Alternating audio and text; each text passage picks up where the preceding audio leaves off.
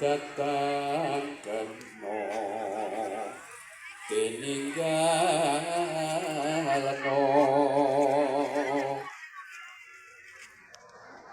us ateges sampun prapting undang kang tuju ing ngarsaning para paraga inggih sesepuh ingkang asta wujuding tumbak reksa wana.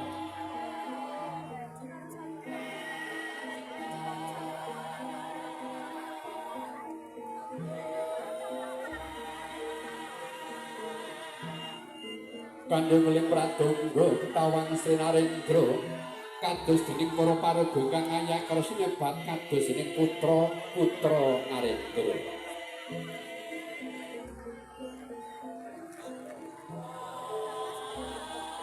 Sayek sak eka praya ya sayek sak eka wantu.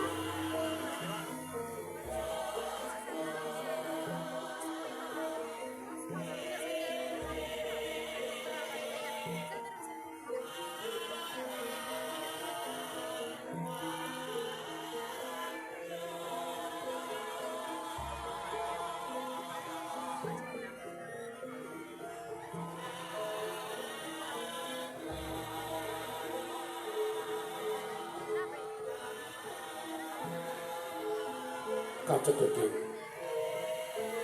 ketawang Sri Narendra.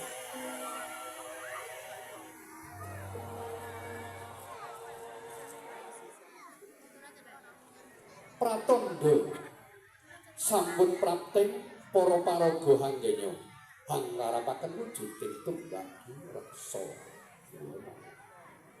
Wontening para paraga ingkang hayahe karya kapirang saking Suba Manggala menggah para widodari minangka ingkang badhe atur besan ing mangke keparana enggal